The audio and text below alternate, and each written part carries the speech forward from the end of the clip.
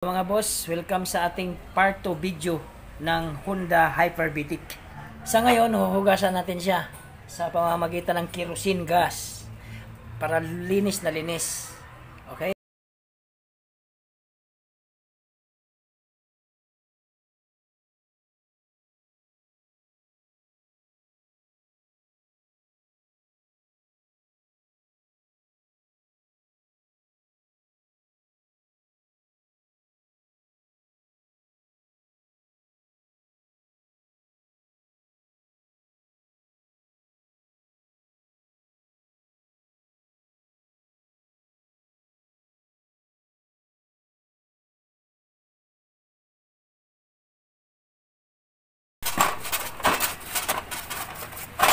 Linisin nating maigi.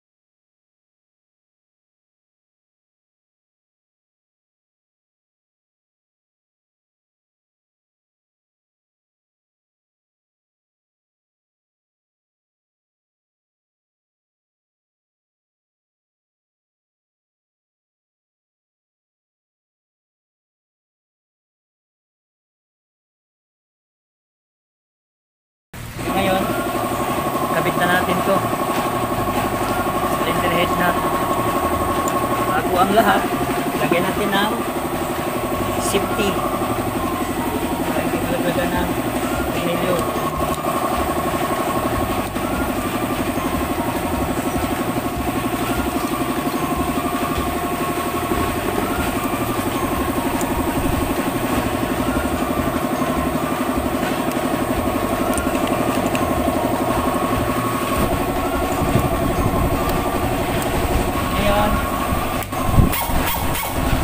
Higpitan na natin siya para madali dito.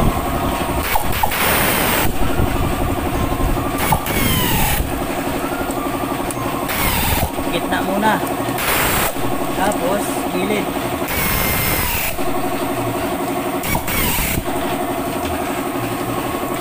Bawat gilid bago dito para pantay.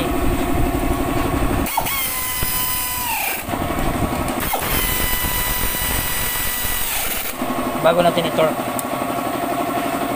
torque muna tayo 25. So ang gagawin natin, torque muna tayo ng 10. Hindi natin diretsuhin ng 25. 10 muna.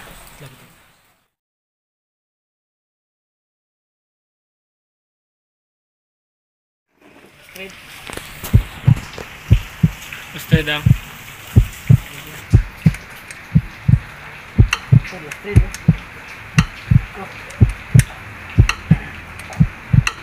Straight.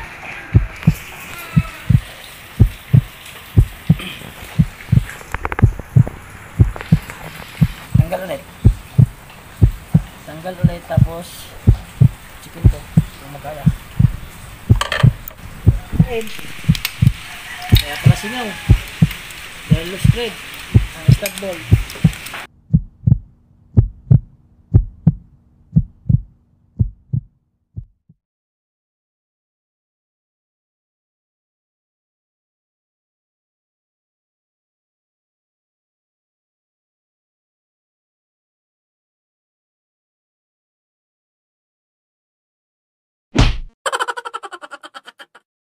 Okay mga boss, dahil lost thread siya, lost thread yung base, so pinamasin shop ko.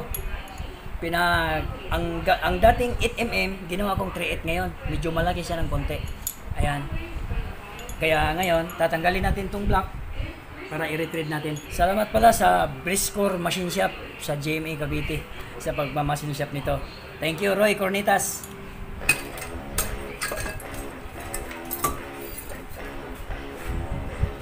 Ito po yung mga loose thread. 1, 2, 3, 4, pang-5 po ito. Kapit na. Okay?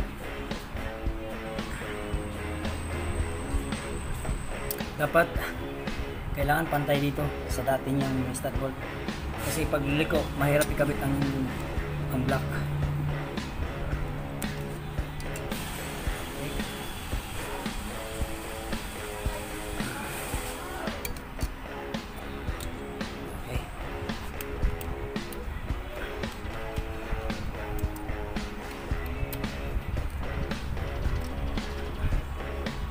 Lagyan ko ng langis para yung kain ng pag-thread hindi siya malalaglag, kasama lang. Okay.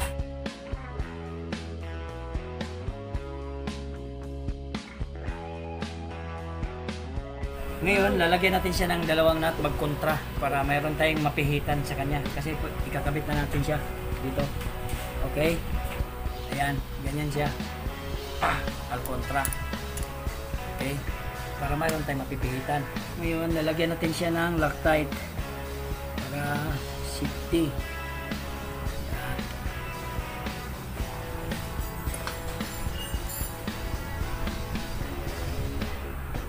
Okay.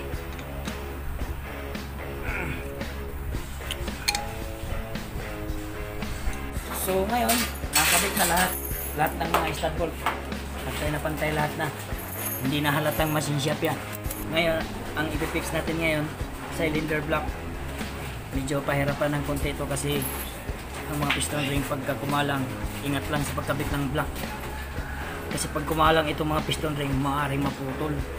So, kailangan ingatan ng ang pagkabit sa cylinder lock.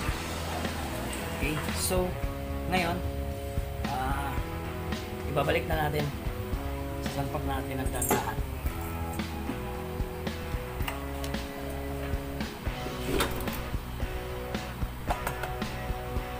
Nakabit na po natin yung block. Ngayon, ang sunod natin is cylinder head. Lagyan muna natin ng pandikit para medyo suabe, walang leak.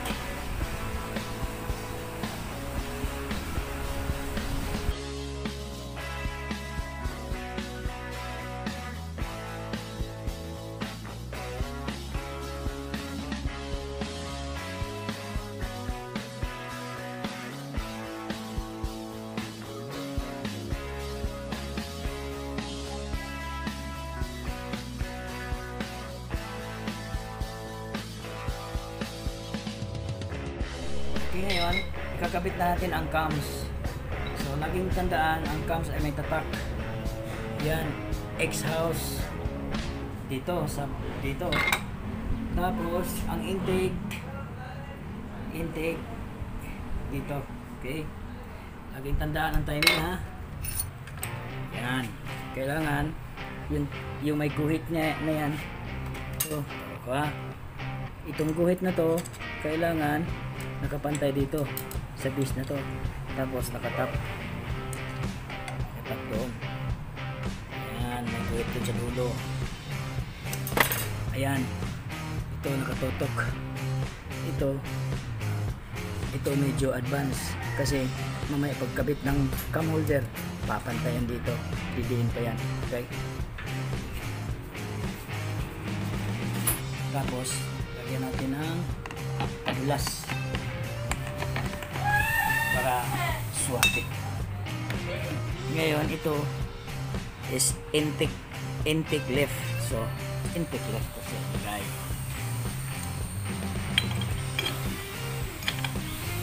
Tapos ito X-house left. Okay, X-house left. Ngayon, bago mo siya ipitan talaga ng todo, kabit mo muna itong timing chain tensioner para hindi kumalas. Lagyan natin ng pandikit. Ngayon, bago mo siya ikabit, kasi hindi mo siya maikabit ng ganyan, so pihitin mo dito sa likod, clutch screw na maliit para mixi.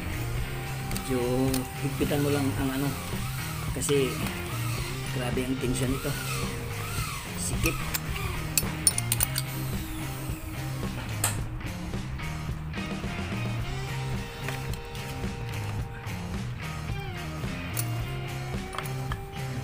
Bitawan ko, sikad agad. Yun, lock.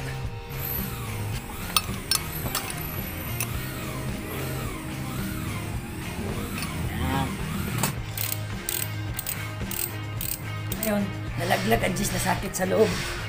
Look, kita. Ayun, kita ko na. Kita mo na. Iwas kasi ng kamay. Yan. Nalaglag loob. Kaya nalaglag yun. Nalaglag to. Kasi wala na siyang wala na siyang bulitas. Nakatulad dito. Yan. Kita mo. May bulitas Ngayon nasiting na tong nasiting na tong pangalan nito, yung timing chain tensioner. So takpan na natin to.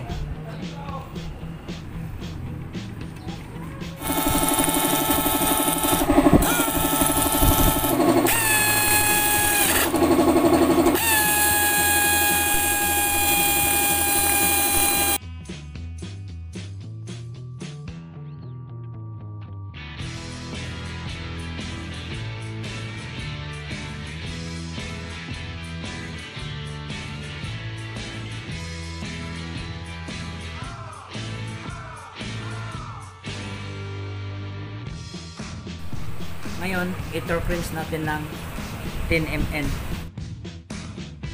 Meron kinuha na yung motor ni tatay? Hindi pa, yung isa kong mekaniko. Ha? Oo, ikaw ka sa vlog. Gumagawa din ako ng maliit na motor kalapas. Dito sa likod, exclusive lang, puro mga big bike. Pero sa harap ng tindahan ko, gumagawa din ako ng maliliit na motor. Ngayon, bago mo takpan, yung tunog mo, double check mo talaga kasi talagang napakasilan ito sa kanyang inabaw.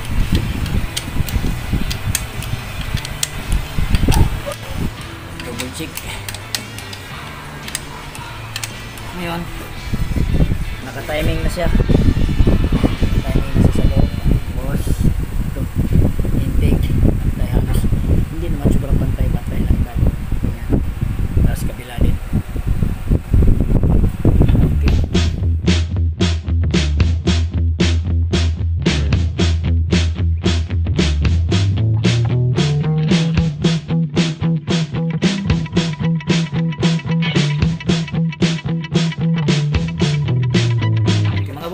Ikabit na natin ang valve cover.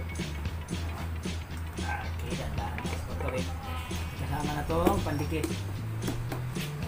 Ganon din ang torque nito sa mga tornilyo. 10 Nm din.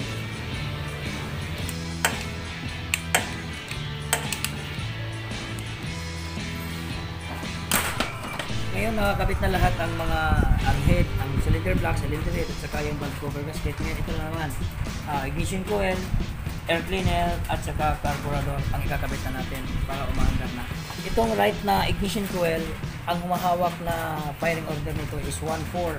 So ibig sabihin, ito 1 at saka itong 4. Tapos ang sumunod na ignition coil na bandang kaliwa ay yan yung 2 and 3. Kaya laging tandaan, 2 and 3.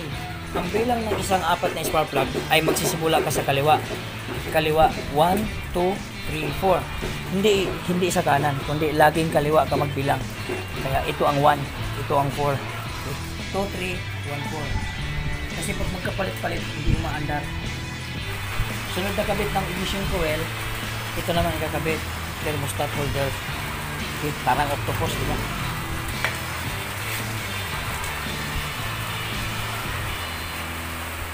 Tapos, laging tandaan maglagay ng silicone. Huwag ka dito maglagay kasi may posibilidad na sasama sa tubig. Dito ka maglagay para hindi makadaan ang tubig dito.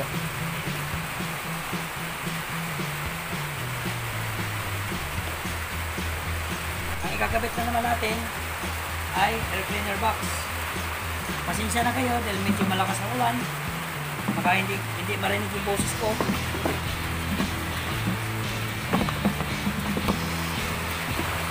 Ngayon, next is carburetor. Pasensya na kasi carburetor, medyo may kunting dugo pero marumi talaga. Pero okay ang mandar to. Ngayon, sa kable, may gas, may return. So, pipigayin mo lang tong silinyador. Hanapin mo lang yung saan yung return dyan. Okay? So, ito ang gas. Ito naman ang return. Return, okay.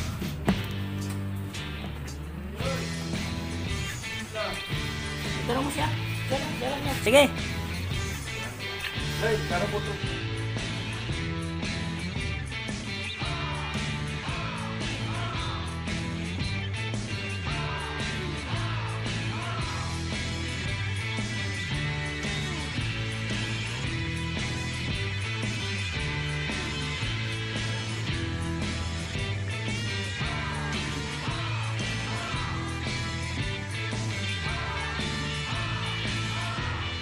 Okay mga bossing, ang susunod na ikakabit natin is yung headers o kaya yung tambutso.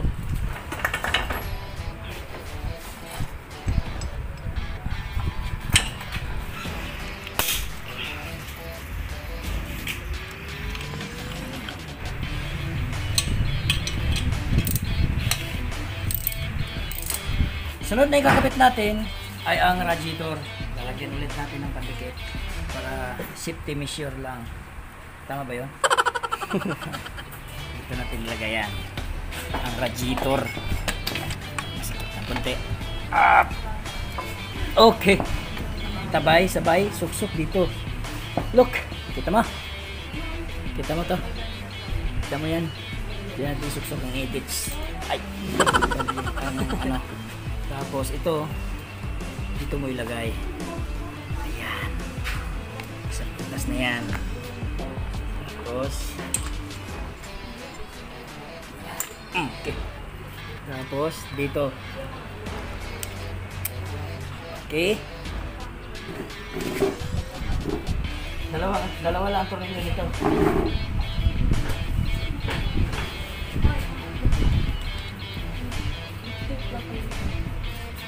Sting?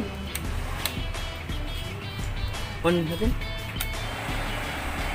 Okay. Okay. Likewise, pandikit ulit. Pero pag bagong motor ko, hindi ito nilalagyan ng pandikit. Pero pag luma na, siyempre, kung matatanda na, medyo ano na yung kasukasuan. Medyo maluwag na yung kasukasuan. Tagal pa naman ng ilang taon na ba itong motor na to, diba? Kaya lagyan natin kasi medyo ano na. Kape daw, kaya kape muna kami. Kape tayo. A few moments later. Okay, ngayon, lalagyan natin siya ng distilled water to. Mineral water ito. Sa ngayon, distilled water muna gamitin natin kasi medyo may kunting kalawang. Pag tumatakbo na to at magagamit na to ng mga ilang linggo, pwede din siyang palitan ng coolant. Kahit anong klaseng brand, basta coolant. Okay po mga boss. Okay na po ang CB Hyperbitic Super 4. Subukan natin pa-starting.